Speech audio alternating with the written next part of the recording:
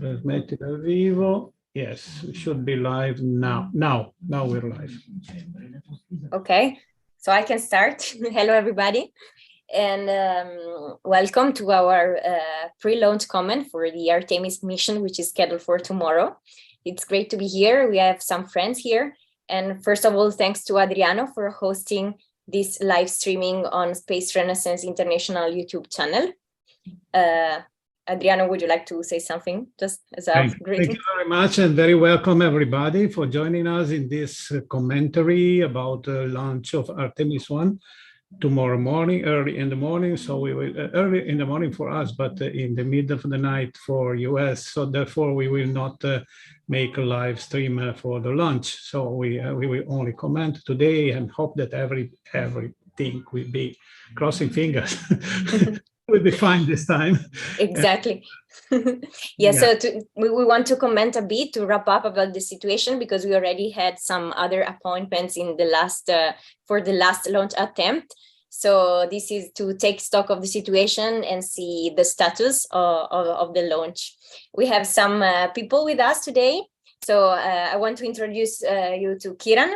She is the communication manager at LUNEX, EUROMOONMARS. Kiran, would you like to say something?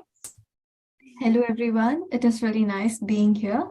I'm a molecular biologist and also a young lunar explorer. And I am extremely amazed by space research, which is really now getting enhanced. And this is one of the example is Artemis. Artemis is with a vision, looking forward how we can achieve more of research in space exploration and sustainability. And hence we all are looking forward for this. Thank you, Serena. Thank you, Kiran. We also have Professor Julio Rezende from South America. Would you like to introduce yourself and just say something before we go? Thanks, Serena. Thanks, Adriano. Hello, space friends. We are based in Brazil. I coordinate a space analog station, Habitat Marte. Also, tomorrow we are starting an in-person mission, and we suppose the Artemis launching will be part of our program tomorrow. Yes. Thanks so much. Thank you for being here with us. So we have with us our rocket expert, Rock Kete. Rock, can you hear us? Yeah, I can hear you. Can you hear me? Okay, yes, we can hear you very well. And he will be giving us in a while a short presentation, and he will be our expert to update us on the status of the rocket and of the mission itself. We are also waiting for Professor Bernard Foing, who is the founder of LUNEX, which is also the organization that Kiran and I represent. So, but for now, while we are waiting for him, I would start maybe with the updates from Rock, and then we see if he joins. We will give him the word a bit later.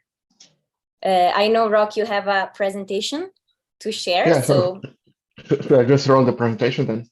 Yes, you are welcome to share your screen. In the meanwhile, okay, cool. Yeah.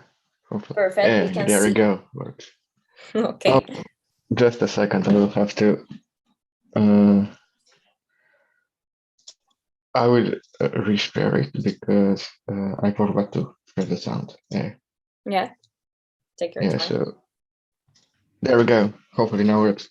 So as we are speaking currently, we are about T-minus 5 hours till the launch. T-minus 6 hours till the launch of the Artemis I. So I'll give you first of all like a quick overview of the mission, what it's all about, and why we are actually doing that. So enjoy the first video. Hopefully it's not gonna blast your ears out.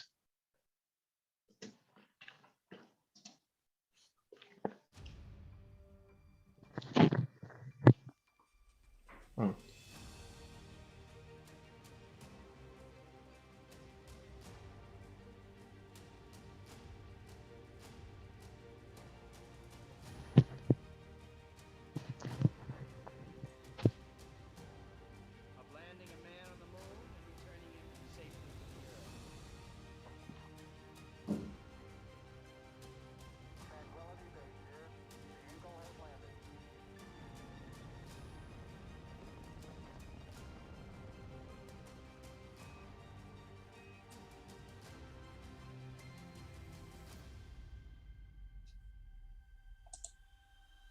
Excuse is not sharing the sound.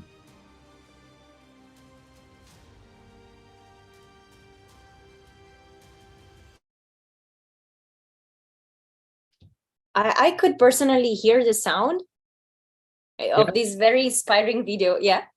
Yes, Maybe it was a bit not that loud, let's say, but we hope that they were able to low volume. Yeah, a bit of low volume. Yeah. Thanks, Rock. I don't know if the video was finished or if we still need to conclude that, or if you stopped that.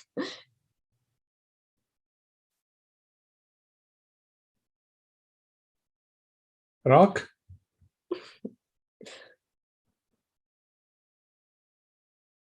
No. Let me check.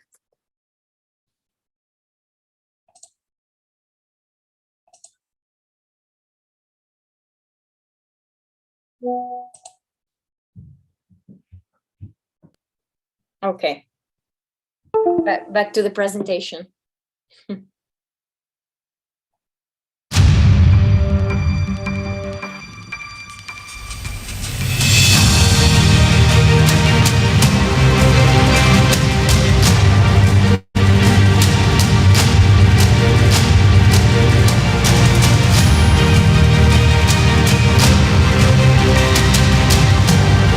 Of landing a man on the moon and returning him safely to the Earth. Tranquility Base here. The Eagle has landed.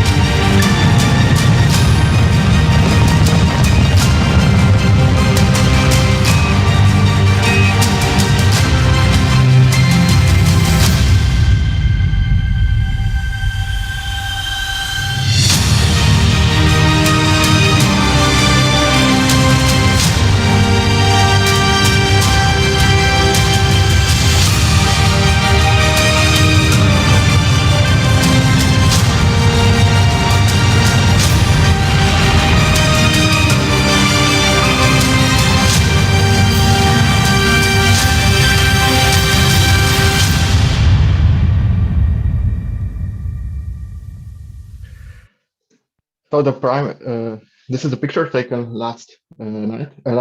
yesterday. So as we are speaking, the SLS is currently already on the launch pad 39 Bravo at Kennedy Space Center in preparation for the Artemis I mission. The objective of the mission is to test the SLS, heavy launch vehicle, and the Orion spacecraft that will eventually carry astronauts into the cislunar space, and then safely return the capsule back on the Earth. So we are basically testing the rocket that's flying for the first time, and we are testing the Orion that's flying for the second time, but this time in a bit more enhanced configuration than the first time in 2014. So SLS consists of a couple of main components.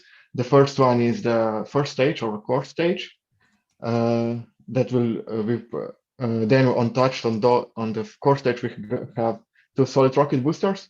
Core stage is basically enhanced version of the SLX external STS, so space shuttle's external tank, while the solid SRBs are derivative from the space shuttle SRBs, so solid rocket boosters. They extended both the SRBs and the core stage to accommodate more fuel into them. On top of that, we have a second stage that's ICPS. We call it ICPS.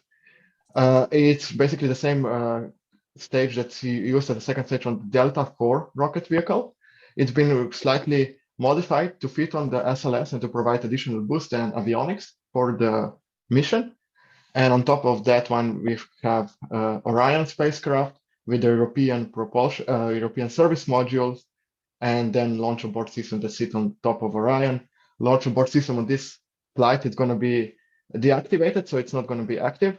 It will separate in the flight, but in case something goes wrong, it won't be able to basically push Orion away from the rocket. So here's a bit more detailed diagram of the launch vehicle. You can see it's quite a large rocket. It's currently the largest rocket. Here we have a human per scale. And yeah, it's mostly just fuel tanks. So here we have the first stage, and then on top of it is the second stage, and then SRBs on this side. So if you look at the launch profile, so what do you expect to see? As we are currently talking right now, the launch teams are already proceeding with the loading of the liquid oxygen and liquid hydrogen into the first stage of the rocket. That's currently underway, and that will be followed shortly by starting to load the liquid hydrogen and liquid oxygen into the second in the second stage. After that, the whole fueling process takes a couple of hours. So it's quite a long process because you have to load a lot of fuel into the rocket. But eventually, all of the tanks should be topped up at about 15 minutes to go before the launch, when we are having the poll for the final launch countdown. And from 15 minutes before the launch, we then count down to the basically T-7 seconds till launch. All of the avionics are getting kicked in. The flight computers take control of the rocket directly, so there are no human interference in that regard. And then at T-12 seconds, we will have the ignition of the hydrogen burn-off igniters. You see those as the sparks that are flying under the rocket. They are not there to ignite the rocket engines, but they are there to burn excess hydrogen, so to prevent any explosions when the engines eventually ignite. And then at T-7 minutes, we are having the ignition of the 4 RS-25 engines on the first stage. They basically come up to the full power in those 7 seconds. Computer verifies that everything is in place for the launch and they are working nominal. And then if everything is good for launch, at T0, the command is given to ignite the solid rocket boosters. And from there on, basically the rocket can only launch, it cannot stay on the ground anymore once the SRBs are ignited. And after that, the launch will first fly vertically, it will clear the tower. And after that, it will start to execute pitch and roll maneuvers. It will start tilt toward the east and head southeast in southeastern direction. SRBs will burn for approximately 2 minutes, and this time they will provide 85% of the all thrust that's required for the launch. At about 3 minutes and 15 seconds, we are having the separation first of the fairings around the Orion, and shortly after the launch escape system will separate. The first stage will burn for approximately 8 minutes and 20 seconds. It will bring Orion almost to the orbital speed, but it will just shut down just shy of the orbital speed. This is to basically allow rocket to safely re-enter over the Indian Ocean about 40 minutes later. And then we are having the first and the second stage will separate. Second stage will ignite for a short time to put the Orion into orbit around the Earth. And then we are starting the first coast phase. It will last for quite a long time. Orion will do almost a loop or one orbit around the Earth before the second stage ignites once again to put us on the TLI or translunar ejection orbit. And after this burn is completed, the Orion will be on the way to the moon. It will separate from the second stage. Second stage will, a couple of minutes later, execute the third burn that will put it on the escape trajectory. So we don't want to hit the moon on this launch with the second stage. We don't want to contaminate it. So because of that, we will rather put it in the heliocentric orbit. And followed the Orion, we will have a bunch of CubeSats that will separate in a sequence from 3.5 hours to about 8 hours after the launch. So here's the mission profile in brief. It sounds really complicated, but it's not. It will last, the whole propulsion sequence lasts about 1.5 hours. Most of this time is waiting in the Earth orbit. And after that, Orion will be already on the way to the moon for its Artemis I mission that will be about just shy of 30 days long. It will be 22 days long, actually, if we are launching today. And now we are having just a short video to recap everything, not just the launch, but also what will happen after it. Artemis stands ready. Ready to turn dreams into reality. ready to return humanity to the moon and take us further than ever before? The culmination of inspiration and innovation, of Herculean efforts and steadfast collaboration, Artemis I is ready for departure. And the Artemis generation is about to leave its mark. What will be a journey of more than 500,000 miles to the moon and back starts right here at Launch Complex 39 Bravo. Although this first flight will not carry a crew, it will test every system in the deep depths of space to prepare the way for future crewed missions. When the final go is given and the teams at Kennedy Space Center release this rocket, Artemis will roar to life and we will witness the beginning of a tightly choreographed mission. All engine 1, 2, 1, and liftoff.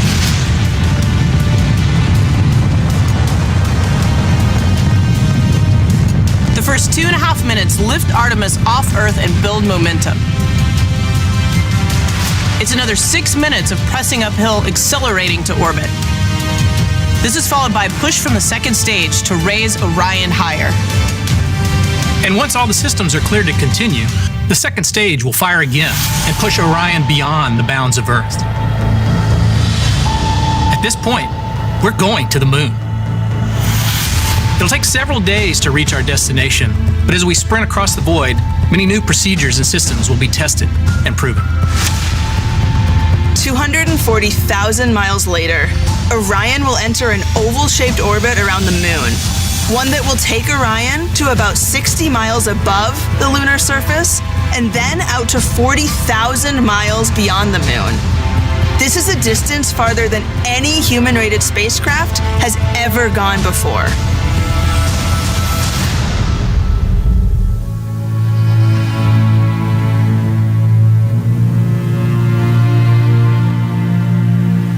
As momentous as reaching the moon will be, returning to Earth is just as significant and challenging.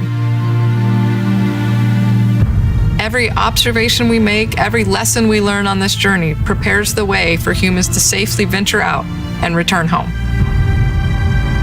And so on its final lap around the moon, Orion will ignite its main engine, push out of lunar orbit, and begin the long trek home. This is a spacecraft built for the harsh conditions of deep space, as well as the intensity of returning home. Nearing Earth, Orion separates from the main power and propulsion systems of the European Service Module and prepares for the final sequence of events. Entering Earth's atmosphere at 24,500 miles per hour, the heat shield endures the fury of re-entry. The air around Orion reaches temperatures half as hot as the sun, but also slows Orion considerably.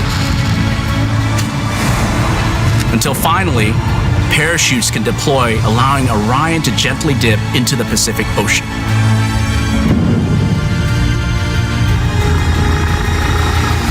To the moon and safely home again. This is the journey of Artemis I, and it will set the precedent for all that follows. United with partners around the world, this is the challenge we choose. To meet hand in hand, step by step, lighting the way from the Earth to the moon, to Mars, and beyond. We are ready.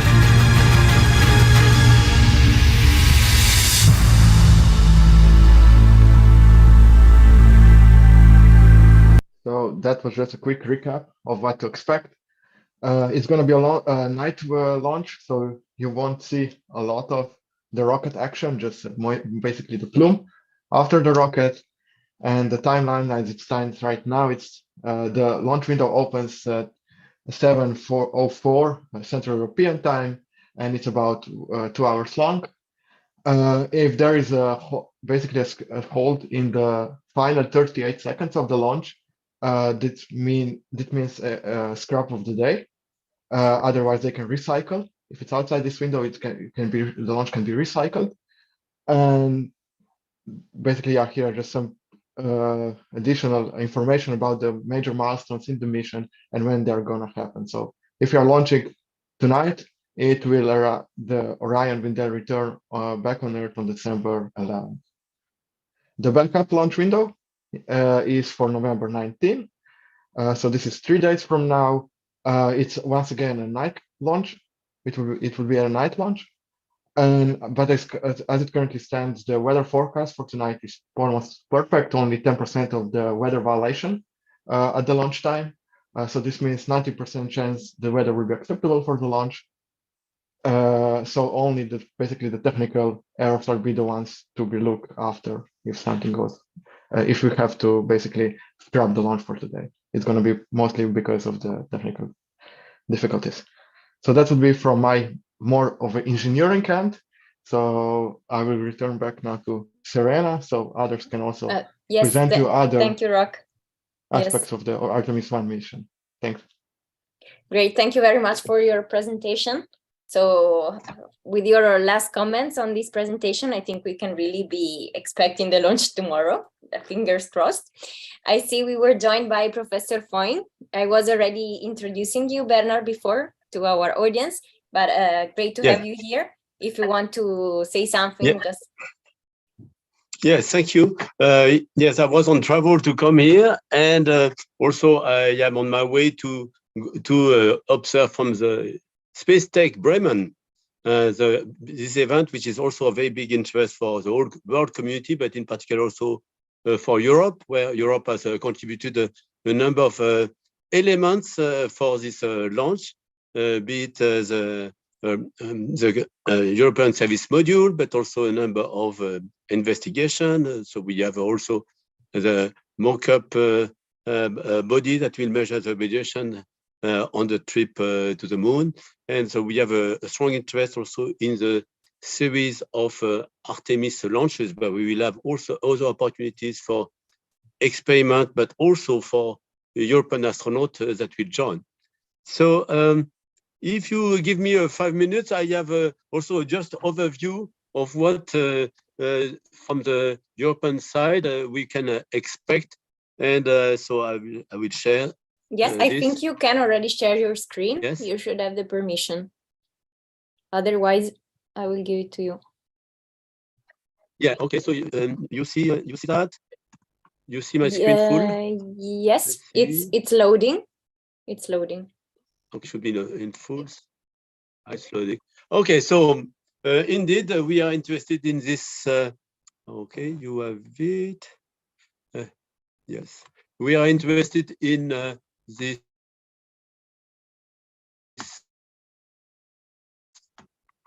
Okay.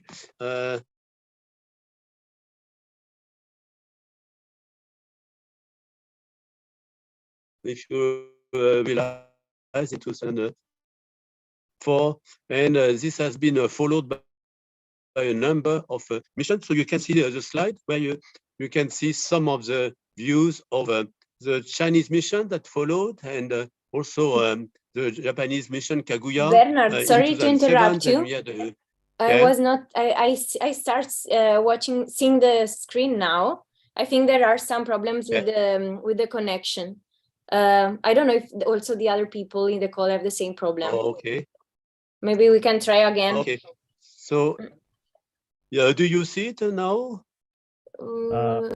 Yes. Now, yes. Okay. Now, yes. Oh, so okay. you should restart. Yeah, okay. You should restart. Okay. Sorry. So yeah. So yes. 18 years ago, we arrived at the moon, and actually this started a series of orbital missions. So we had the SMART one launched in 2003. We had Chang'e 1 and Kaguya that were launched in 2007. And then we had Chandrayaan 1 that was launched and on which we had some instrument from Europe, free instrument. And then in 2009, we had LCROSS and the Lunar Reconnaissance Orbiter from the US that were launched together. So LCROSS was an experiment that impacted the polar area of the moon, and also had other evidence of water ice in underground after Chandrayaan 1 also measured it. And we had also now the Lunar Reconnaissance Orbiter that is still in orbit around the moon. So it's a veteran now, and it's more than 13 years in orbit. Now, what did we do in Europe? With our smart probe, we made survey of the pole of the moon. And actually, these are the areas where future Artemis mission, Artemis III, could go. And actually, this was a work that we did with a camera, AMI camera on board Smart 1. And there I had a master research student that helped me to look at this mosaic of images from the South Pole. And we found places where we really want to go, places in permanent shadows, where we have found ice afterward, places that have also peak of a light, and so very interesting geological and exploratory sites. So you can see that even young professionals can make a contribution. So the Artemis generation now is going to contribute together with the Apollo generation.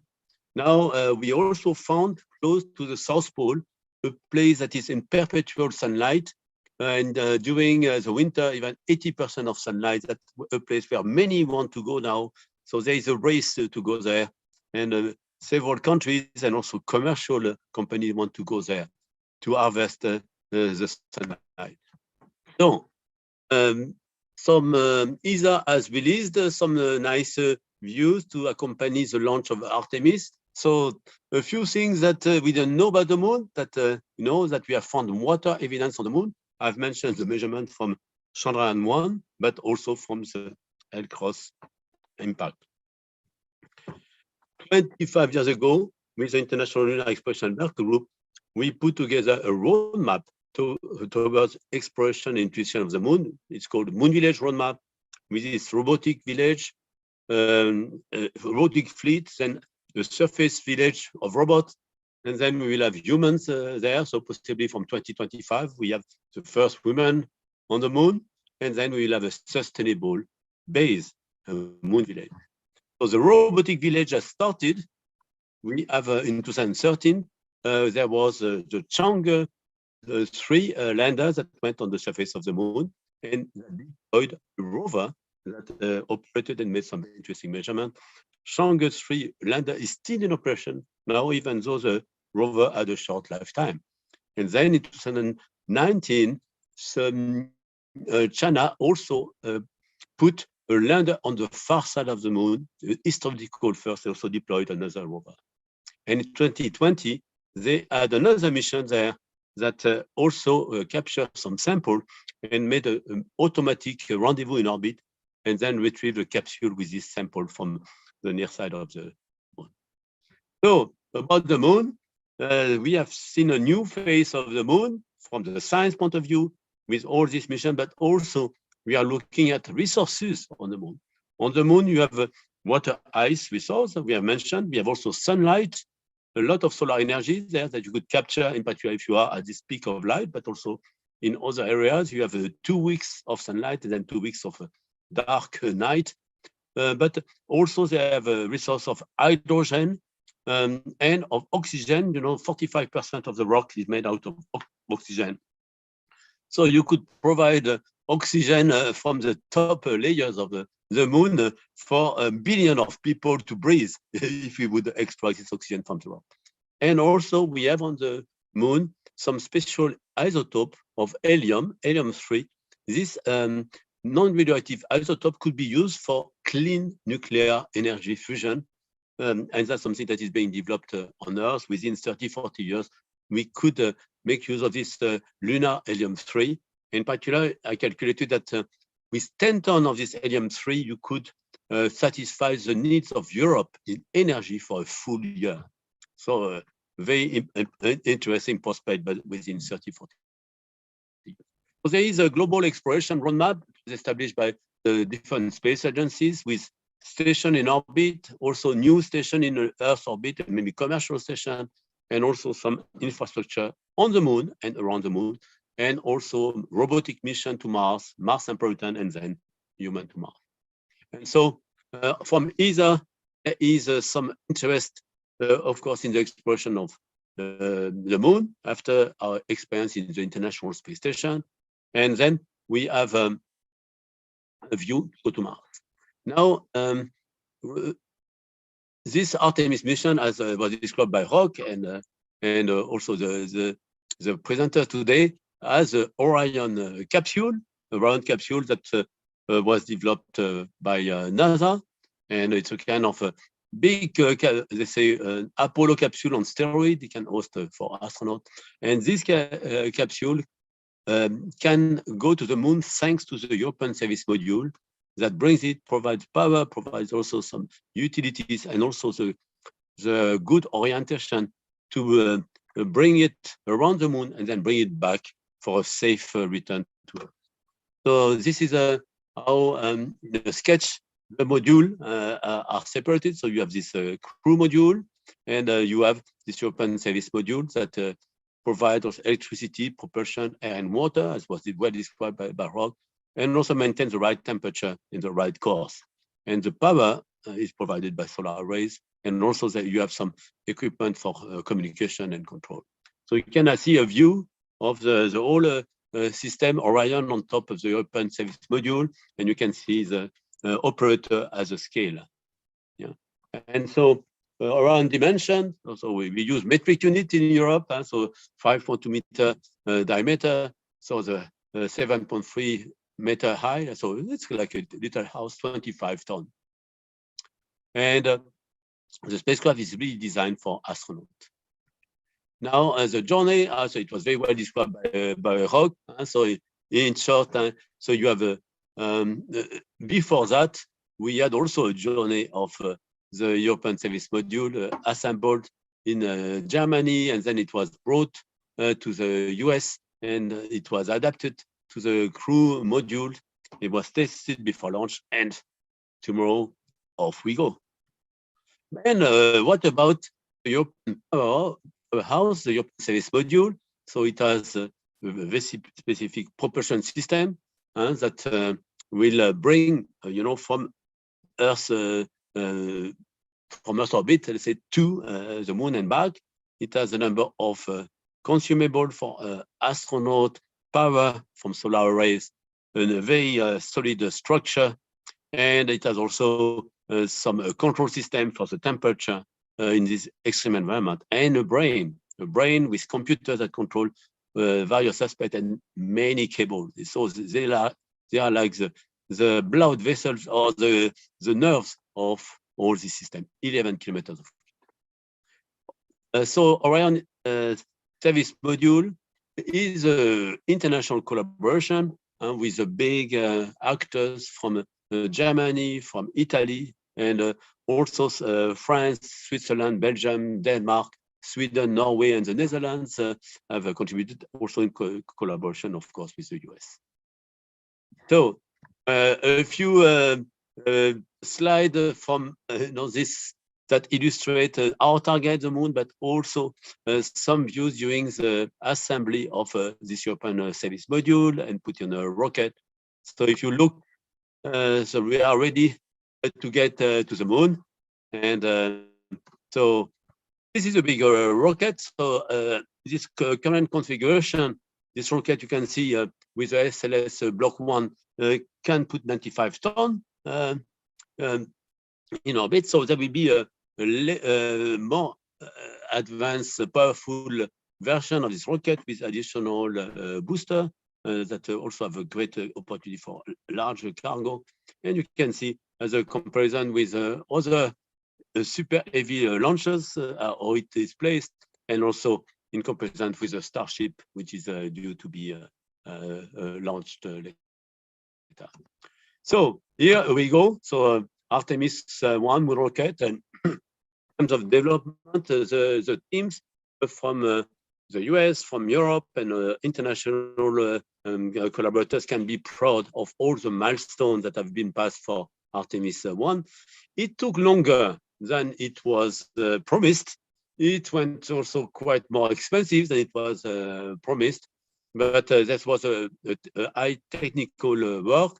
Now we have to see how in the future for the exploration we are combine some of this technology, management, scientific milestone with also other initiatives like coming from the commercial world that could be also maybe more effective. But in any case, we think that we have to celebrate this day tomorrow because it will also inspire the public, the young generation, the commerce, the the science, everybody towards the space renaissance that will use the moon. So thank you very much for your attention. That's a bit my perspective on this big event of Artemis I launch. Thank you, Bernard. Thank you for your presentation and for all this inspiring and informative content. So I know that Adriano needs to leave in a while. So I would quickly give floor to him so he can leave the meeting, and then we can go back to the other speakers for questions or comments, if that's okay for you.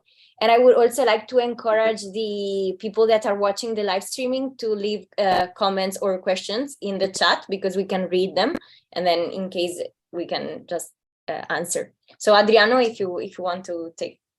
Okay, thank you very much, Serena, and thank you, Bernard, for your very instructive and informational presentation. That it's always very useful to learn everything about this mission. I just want to say that today is a very important day, even because we are now officially 8 billion people on Earth.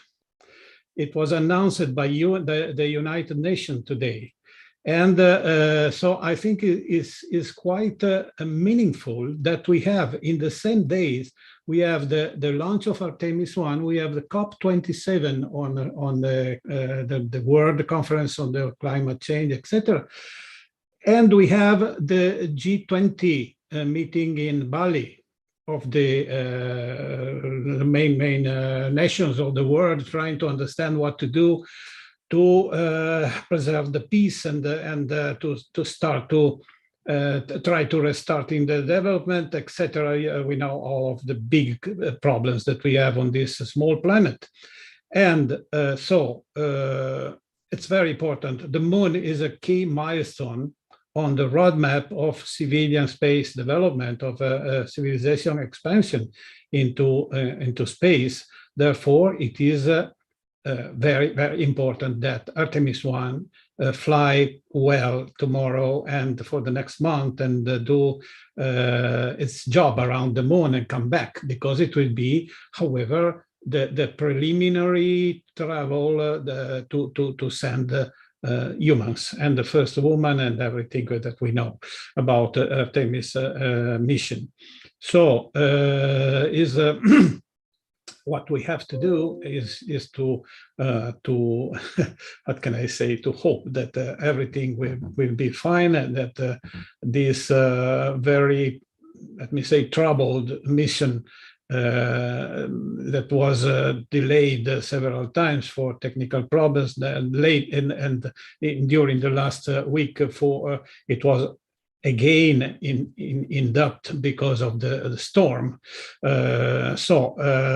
Okay, so let's hope that everything will be fine, and good flight to Artemis I. Okay.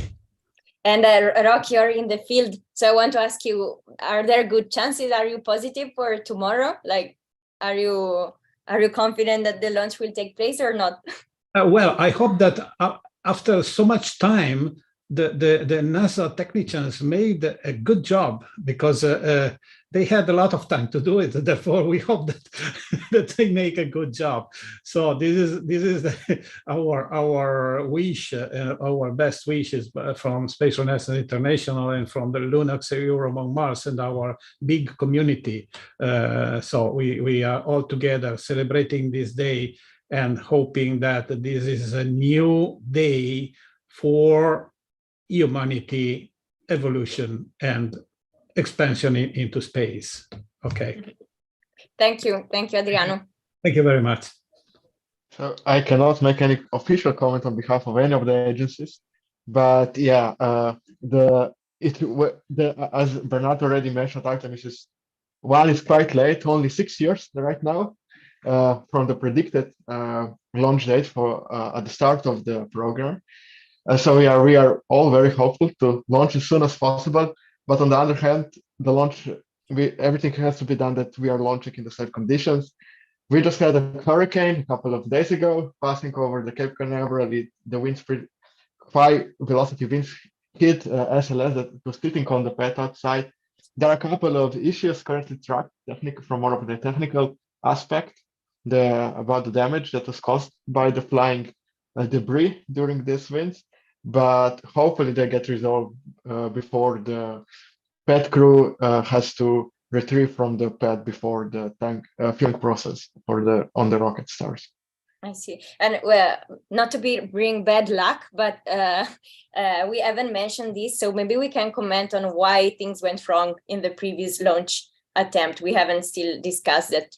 I don't know who can explain that, but what went wrong last time? So far there were 2 launch attempts.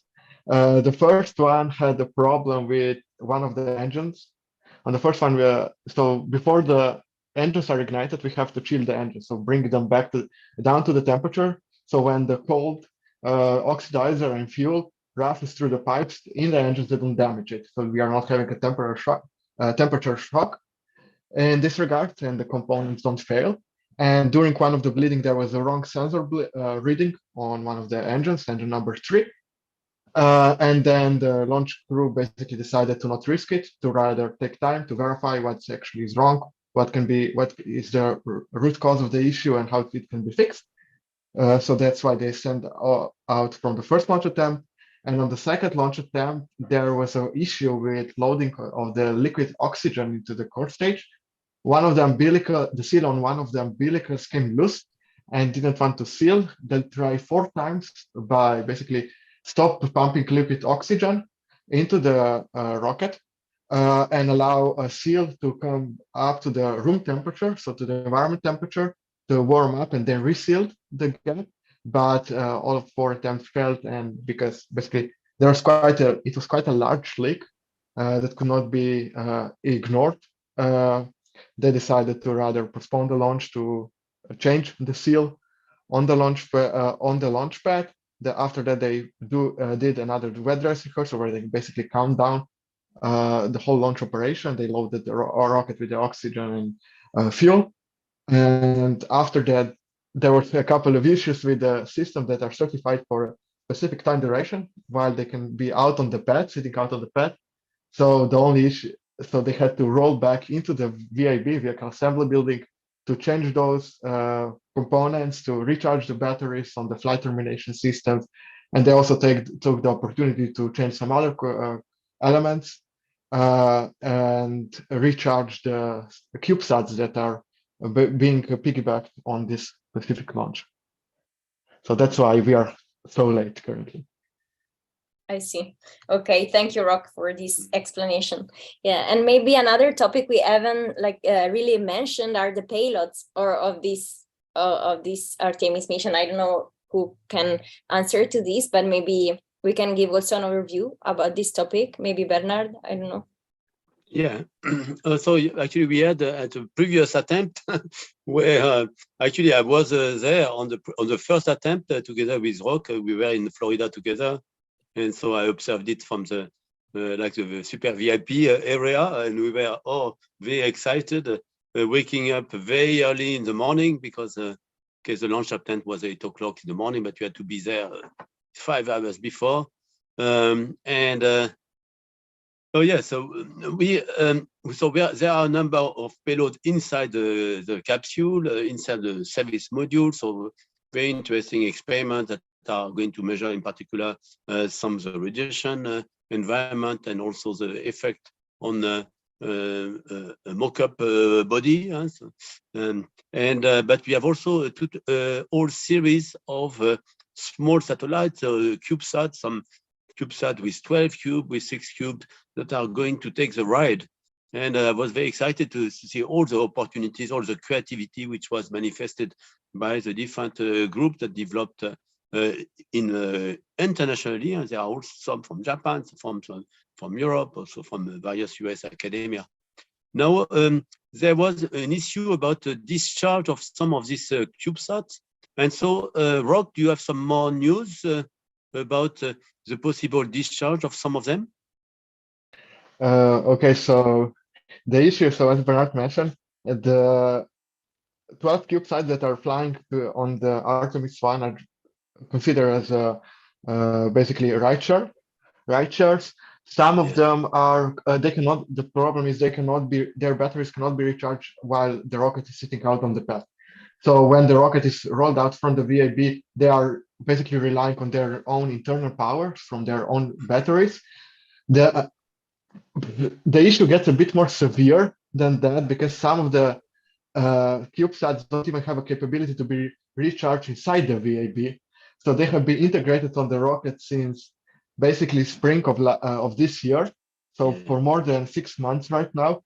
And it's complete, it's not, so the teams behind them are not really sure how much charge is left in their batteries. They're hoping that when the satellites are separated from the rocket and they get some sunlight on their solar panels, they will start charging and eventually then contact the ground stations on Earth by themselves. So that would be like, I think 4 CubeSats are relying on basically their own internal power since they were integrated inside the rocket, and the rest were recharged when the rocket was in the VAB. So this was about 2 weeks ago. Okay. But the depletion rate on the batteries, I know for 1 or 2 CubeSats, their depletion rate is about 2% per week. Okay. Mm-hmm. Good. Okay, so that's looking forward to see all this experiment being recharged on the trip to the moon and then operating. Yeah. Okay. So I see we have no questions in the chat on YouTube, but I have a question for Kiran because I see she opened her video. So let's talk about the meaning of this mission, like for the future generations. So they talk about an Artemis generation. You can be a representative of this. So what are you most willing to see with Artemis and what are you most expecting from this? Thank you, Serena, first of all, for your question. As I'm doing my master's in biology, I'm more of biology field, but not of more technical side. But I can give my point of view as a biologist. Firstly, when we see astronauts going to space, and they were many years back, the last mission, manned mission stopped. And now again, we are going back. And there are many factors, challenges, which has like harmful effects on the health of human. And we work on the devices or on the different contractive effects of how we can contract or overcome those effects, though it is radiation or microgravity or psychological stress in space flight conditions or in space. With Artemis, once we go there to the moon, it's nearby, and there starts the research, the explorations, and this will also result in further deep space explorations also to Mars, Venus, and other planets. It will open the door. And not only that, but if we start working, because we'll have ample amount of data, humans will be going there, we can have the samples and we will study. And this will help us to come up with different new ideas, which we can also apply on the problems which we are facing on our home, in our home on Earth. So this is how I think Artemis will be. Yes, we are going back to moon, and I think this will be an amazing step as a Artemis for the Artemis generation. For the students and also for the researchers, for the enthusiasts, the technical side or any side. Yes, absolutely. And also we were commenting this together last time, that we kind of have the chance to feel the same excitement that there was in the previous moon landing somehow. So that's very good for us. But and also it's much more engaging, so you can participate. So this CubeSat is one way where experimenters have participated, but also there is now much more information, data can be analyzed, and it will be a series of missions. So yes, you can join in for the next opportunities. Absolutely. Okay, so anybody wants to add any other comments, or if not, I think we can close the streaming. Yes. So, all right. yes, So thank you very much to the speakers and for these great presentations, and for our audience for being with us. Yes, Bernard. Yes. So, okay. Thanks, Serena. Thanks, Adriano, also for hosting that with Space Renaissance, EUROMOONMARS, and we are looking forward to the next step, the launch tomorrow morning, but also other events. I want also to advertise that we have now the Space Tech Europe that is taking place in Bremen with about 1,000 participants, mostly from the business, from the industry, and small satellite. And so that, okay, a lot is happening in space, exploration, but also business, also all aspects of what makes a civilization. And so we are looking forward that this will bring also peace among the various actors that are going to space. And so best wishes for Artemis generation. Yeah. Before closing, I see Julia with the hand raising. So yeah, please take for. Yes, one question. Will be organizing a watch party in the right time of the launch or not? Not tomorrow. We are not planning that because of the time. So we thought of a pre-launch comment. Yes. So okay. And I know that Rock has a last video to show just to conclude. Perfect.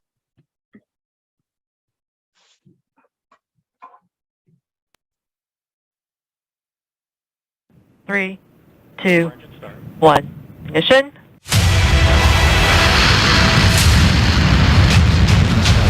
And liftoff. Copy, 1 Alpha. Full pitching downrange. Trajectory nominal.